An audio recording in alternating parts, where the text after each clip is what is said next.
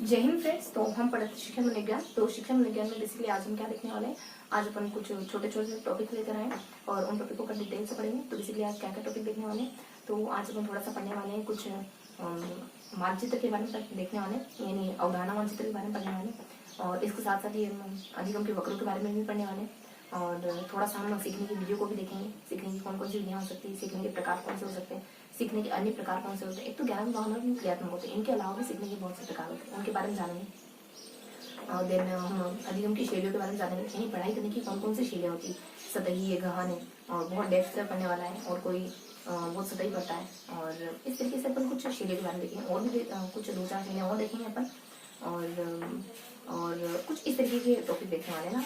तो फटाफट से शुरू करते हैं कि कौन कौन से टॉपिक अपन इस फर्स्ट स्लाइड में देखने वाले हैं। बेसिकली 3 स्लाइड में अपन पढ़ेंगे, और फर्स्ट स्लाइड में अपन देखने वाले हैं कुछ अधिगम वक्र के बारे में। अधिगम जो पठन विफलता है, और पठन कहो या अधिगम कहो, पठन या अधिगम के वक्र रहेंगे, और कौन कौन सी विफलताएं हो सकती है उनके 1-2 उदाहरण देखेंगे, और कुछ 4 से 5 उदाहरण देखेंगे, और उसके प्रकार देखेंगे जो जनरल प्रकार है वो, इनके अलावा जो विशिष्ट प्रकार होते हैं वो भी देखेंगे। थोड़ा सा अपन सीखने की विधियों को भी कवर करेंगे। तो यहाँ पर देखो, अधिगम वक्र कितने तरीके के होते हैं। अधिगम वक्र 3 टाइप के होते हैं, सकारात्मक, नकारात्मक, सकारात्मक और मिश्रित। और नकारात्मक में बेसिकली आप शुरुआत में वो ढाई पे होते हैं, सकारात्मक में शुरुआत में वो धीरे होते हैं, और मिश्रित में दोनों का मिला जुला होता है। और देन पठन वैफल्य में आप समय नहीं देख पाते हो, आप साइकिल नहीं चला पाते हो, आप पावर अंतर नहीं कर पाते हो। तो ये बेसिक से उदाहरण होते हैं जो पठन विफलता को दिखाते हैं। और अधिगम के ज्ञानात्मक क्रियात्मक भावनात्मक प्रकार तो होते ही, और तो जनरली और भी प्रकार होते हैं। वो कौन से हो सकते हैं? वो हो सकते हैं कि आप अधिगम किस किस तरीके से कर सकते हो। तो या तो आप वाचिक तरीके से बोल बोल के अधिगम करोगे जो जनरली इंसानों में ही पाया जाता है, या फिर आप कौशल यानी कोई कुशलता अर्जित करके सीखोगे कुछ, या फिर आप कॉन्सेप्ट क्लियर करके सीखोगे, या फिर आप प्रश्न पूछ कर सीखोगे। तो इस तरीके के कुछ प्रकार होते हैं। अब इन्हें थोड़ा सा इंटरनल डिवाइडेशन भी, वाचिक में युग्मित होता है, टर्मिक होता है, 2 प्रकार होते हैं। और युग्मित कुछ इस तरीके का होता है कि आप विदेशी भाषा को मातृभाषा के थ्रू सीखते हो। और देन संप्रत्यय दो तरीके का होता है, एक स्वाभाविक, एक कृत्रिम। संप्रत्यय कॉन्सेप्ट स्वाभाविक होता है जो एकदम वेल डिफाइंड है, जैसे वर्ग की परिभाषा बोल सकते हैं। और कृत्रिम होता है जो वेल डिफाइंड नहीं है, जैसे कि मकान वगैरह, कपड़े वगैरह। ये वेल डिफाइंड नहीं, इसमें क्या क्या बताओगे आप? मकान के कॉन्सेप्ट में क्या क्या बताओगे? परिवार के सदस्य नाम बताओगे, 4 दीवारी बताओगे, क्या बताओगे? अलग अलग कॉन्सेप्ट होते हैं छोटे छोटे से। तो यहाँ कौशल, अब कौशल में कोई भी कौशल अर्जित करते हैं, सीख के बार बार कर करके, और परीक्षा बार बार पूछ के। देखो परीक्षा को भी मेनली 5 भागों में बांटा है। देखो कुछ तो आ जाता है, एक तो कुछ संरचनात्मक, और एक तो देखो ऐसे दो नाम आते हैं, और एक संरचना वगैरह हो जाता है, और एक और कोई ऐसे हो जाता है। थोड़ा सा मिस रखेंगे, नेक्स्ट सेशन में आपको क्लियर करूंगी, या फिर मैं आपको नीचे डिस्क्रिप्शन में मेंशन कर दूंगी ताकि क्लियर हो जाए ना। तो एक संरचना होता है, और एक मार्गदर्शन वगैरह, एक वैज्ञानिक वगैरह, और इसके अलावा कोई 2 नाम और होते हैं। मैं थोड़ा सा क्वेश्चन मार्क लगा देती हूँ, एक से है ना, तो मैं थोड़ा सा क्वेश्चन मार्क कर देती हूँ। मैं डिस्क्रिप्शन में लिंक दे दूँगी, थोड़ा सा मिस हो रहा है तो आप वहाँ से इसको क्लियर कर लेना है ना। और इसके बाद सीखने की विधियाँ कौन कौन सी होती है? देखो सीखने की बेसिकली आशुबेन ने बताई। तो सीखने की विधियाँ मेनली उन्होंने 4 प्रकार बताए। या तो अधिग्रहण करके, किसी का अर्थ ग्रहण करके आप सीखोगे किसी चीज को, या रटकर सीखोगे, या खोज करके सीखोगे, या अर्थ ग्रहण करके सीखोगे, है ना। और अधिग्रहण और अर्थ ग्रहण में बेसिकली अंतर क्या है? अर्थ ग्रहण तो आप अर्थ ग्रहण करके सीखोगे। अधिग्रहण कॉन्सेप्ट कुछ इस तरीके का होता है कि लगभग तो सेम ही होते हैं, कुछ माइनर सा डिफरेंस होता है, थोड़ा सा मिस हो रहा है, ये भी मैं आपको क्लियर करूंगी, है ना, नेक्स्ट सेशन में। तो ये थी हमारा फर्स्ट स्लाइड, मिलते हैं अपन सेकेंड स्लाइड में।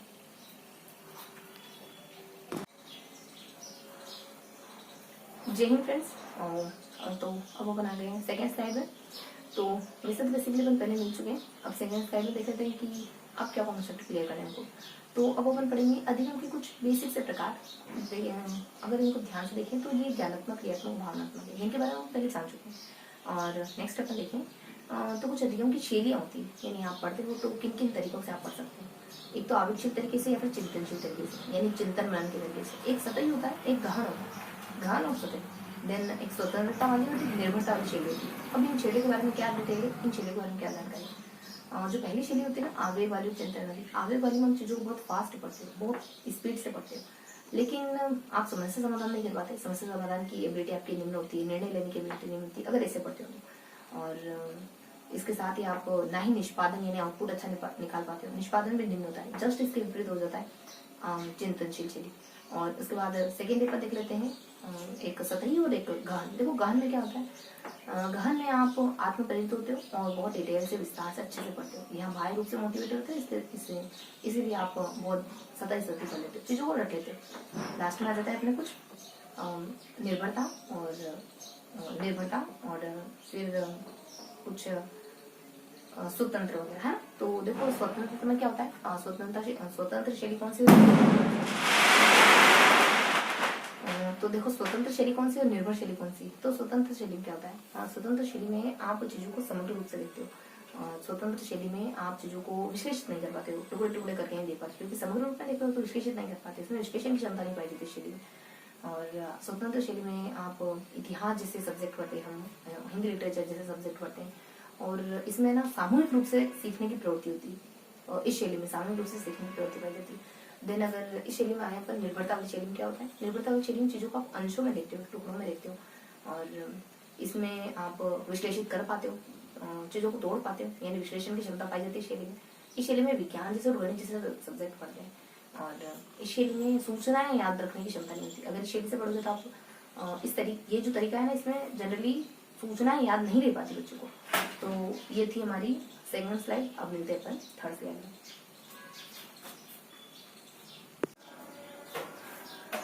तो अब अपन आगे थर्ड स्लाइड में। तो इसमें अपन क्या जानने वाले, इसमें हम थोड़ी सी जानकारी देखने वाले हैं कि अधिगम की विधियां कौन कौन सी हो सकती है। इसमें अपन थोड़ी सी जानकारी जानने वाले हैं कि बेसिकली एक संबंधात्मक और विश्लेषणात्मक अधिगम की शैलियां होती है। जैसे मैंने आपको पहले शैलियां बताई ना, कुछ हमने 3 शैलियों के बारे में अच्छे से पढ़ा। एक शैली बच गई थी जो यहाँ कवर होने वाली है। इसके साथ कुछ अपन देखेंगे अधिगम से जुड़े कुछ फैक्ट, अवधारणा मानचित्र। मेन तो इसमें अवधारणा मानचित्र पढ़ने वाले को, यानी अवधारणा मानचित्र क्या होता है, जिसको अपन एक फ्लो चार्ट नहीं बनाते, जैसे कि इस तरीके से कुछ है ना, तो हम जब पढ़ाई के वक्त फ्लो चार्ट वगैरह बनाते हैं और कुछ मानचित्र वगैरह बनाते हैं और नक्शे वगैरह बनाते हैं, ये सारे उदाहरण मानचित्र के भाग होते हैं। अगर आप नक्शों को कहोगे ये विश्व का नक्शा है, ये फिर भारत का, ये फिर इस कंट्री का, ये इस कंट्री का, इस कंट्री का, अगर आप एरो बना के इसे डिफाइन करोगे ना, ये लोकतंत्र सरकार होती है, इसकी परिभाषा ये है, इसके अंग ये हैं, इसके प्रकार ये हैं, इसके उदाहरण ये, इस तरीके से अगर शाखाओं ब्रांच के थ्रू दिखाओगे ना एरो के, तो उसी को कहेंगे उदाहरण मानचित्र। तो हम क्या क्या जानेंगे, देखो संबंधात्मक और विश्लेषणात्मक में ये कौन सी शैली बेसिकली अधिगम की। तो ये कुछ इस तरीके की शैली है कि इसमें आप संबंधात्मक में आपको गैर शैक्षणिक, ये जो शैली वो गैर शैक्षणिक जरिए काम में ली जाती है और ये शैक्षणिक जरिए काम में ली जाती है विश्लेषणात्मक। तो इसमें आप ये विद्यालय से संबंधित नहीं है, गैर शैक्षणिक की वजह से, और ये विद्यालय से संबंधित मानी जाती है। इसमें आप सामाजिक और सांस्कृतिक अधिगम करते हो, और इसमें आप व्यक्तिगत रूप से अधिगम करते हो, और इसमें अंतर्ज्ञानात्मक है ये शैली। और ये बेसिकली कुछ थोड़ा सा रेज करेंगे ना, अंतर्ज्ञानात्मक के पहले कुछ एक हल्का सा एक और कुछ जिक्र आता है कि ये अंतर्ज्ञानात्मक में है, तो ये कुछ एक हल्का सा जिक्र और होता है, और एक पॉइंट और होता है। अब वो एक पॉइंट क्या है अपना, तो कुछ एक पॉइंट और होता है, तो चलो क्वेश्चन मार्क रख देते हैं। मैं आपको डिस्क्रिप्शन में सबसे पहले यही मेंशन करूंगी कि क्वेश्चन मार्क का मीन्स क्या है। देखो हम एक और चैनल अपना एशियन क्लासेस करके वहाँ पे अपन धीरे से की एक साइकोलॉजी बुक पढ़े, आप और मेरे साथ में पढ़ते हैं, साथ में याद करते हैं, और वहाँ पढ़ने के बाद सीधा आपको इस वीडियो में मिलती है। तो इस वजह से जितना याद रह पाता है, जितना अच्छे से मैं रिकॉर्ड कर पाती हूँ, उतना बस आपके साथ शेयर कर लेती हूँ। इस वजह से अगर क्वेश्चन मार्क हो जाए तो बहुत ज़्यादा माइंड नहीं करेगा, डिस्क्रिप्शन में देख लेगा, मतलब देख लीजिएगा, मैं आपको मेंशन कर दूंगा यहाँ पे। तो देखो अधिगम तथ्य में क्या देखते हैं, अधिगम बेसिकली एक निष्पादन की प्रक्रिया, अधिगम अनुमानित प्रक्रिया है। अधिगम निष्पादन से अलग है, निष्पादन नहीं, वृद्धि और परिपक्वता का प्रभाव अधिगम पर नहीं पड़ता है। ये 2-3 विशेषताएं अधिगम की, वैसे बहुत सारी, लेकिन 2-3 हाईलाइटेड है। अवधारणा मानचित्र में क्या पढ़ते हैं, देखो अवधारणा मानचित्र की शुरुआत जोसेफ नोवेक ने 1960 के दरमियान करी थी, और ये नियमितवाद से निकला हुआ कॉन्सेप्ट माना जाता है। और इसके सामने से विशेषता क्या है, इसका अर्थ क्या है। देखो अवधारणा मानचित्र का अर्थ क्या होता है, अर्थ क्या होता है, ये एक ऐसा उपकरण है जो छात्र केंद्रित है। इसमें आप चीजों को संबंधित करके, आपस में संबंध बिठा करके याद रखने की कोशिश करते हो। ये पूर्व ज्ञान से नवीन ज्ञान को जोड़ने की कोशिश करता है, अच्छा तरीका है याद करने का। विशेषता यही है, इससे बच्चे सीख जाते हैं, इससे आप पूर्व ज्ञान से नए ज्ञान को जोड़ लेते हो, संबंधित करके चीजों को बताते हो, एरो के थ्रू बताते हो। बेसिक बेसिक चीजें, कॉन्सेप्ट क्लियर होगा तो आप विशेषता बता दोगे। इसका आधा एक अर्थपूर्ण अधिगम होता है, जो 1900 अर्थपूर्ण अधिगम जो कि 2000 में आशुबेल के द्वारा दिया गया था, उसी को बेस मान करके इसका प्रादुर्भाव हुआ। ये बेसिक जानकारी। अब देखो यहाँ अधिगम की विधियां होती है, यानी पढ़ाई की कुछ विधियां होती है, या तो खोज करके या सामूहिक रूप से सीखोगे। खोज अपने एक व्यक्ति आते हैं, देखो आर्मस्ट्रॉन्ग, उन्होंने खोज विधि दी है ना, तो ये है अपनी खोज विधि। निरीक्षण आप दूसरों को देख के सीखो, निरीक्षण आप हाँ, देख के सीखोगे तो ये अपने व्हाट्सएप से जुड़ी मानी जाती है। वाइगुत्स की भी है, लेकिन व्हाट्सएप व्यवहार होती है, वो कहते हैं देख कर सीखते। परीक्षण आप प्रयोग करके, विलियम वुड प्रयोगात्मक के जनक है, वही कहते हैं। और सामूहिक आप समूह में सीखते हो, ग्रुप किलपेट्रिक हो सकता है, मेरी किलपेट्रिक ही वैसे सामूहिक एक विधि दी उन्हें प्रायोजना दी करके। और देन खोज में आप खोज करके सीखते चीजों को। एक और हो सकता है मेरी, मैं आपको जैसा मैंने कहा, मैं आपको मेंशन कर रहा हूँ, ठीक है। तो ये था हमारा आज का पूरा सेशन, जिसमें हमने कुछ कॉन्सेप्ट के बारे में पढ़ा। फटाफट से देख लेते हैं कि हमने कौन कौन से कॉन्सेप्ट पढ़े। तो हमने फर्स्टली कुछ अधिगम के प्रकारों के बारे में जाना। अधिगम के दोनों ही प्रकार देखे, सामान्य और विशिष्ट करके, और इसके साथ हमने कुछ एक अधिगम के वक्रों को भी जाना है। और उसके बाद हमने कुछ अधिगम के प्रकार को भी जाना, अधिगम के, हाँ, आशुगुन के अनुसार भी हमने अधिगम के प्रकार देखे थे ना, तो अधिगम के प्रकारों को भी जाना है। फिर हमने कुछ थोड़ा हमने जाना अधिगम के प्रकारों को जानने के बाद हमने अधिगम के क्षेत्रों को जाना। और फिर हमने अधिगम की जो शैलियाँ होती है उनको जाना। अधिगम की शैलियों को पढ़ने के बाद हमने फिर हमने कुछ हल्की हल्की सी जानकारी जानी कि अधिगम से जुड़े फैक्ट कौन से, थर्ड फैक्ट के बारे में। और साथ ही हम अवधारणा मानचित्र के बारे में भी पढ़ते हैं। और फिर अवधारणा मानचित्र के पढ़ने के बाद हम कुछ थोड़ा सा देखते हैं कि अधिगम की विधियाँ कौन सी होती है। ये यहाँ हमने अधिगम की विधियों को पढ़ा है। तो ये था हमारा आज का पूरा सेशन। आई होप आज का सेशन आपको पसंद आया होगा। फिर मिलेंगे ऐसे ही किसी अगले वीडियो में, तब तक के लिए जय हिंद।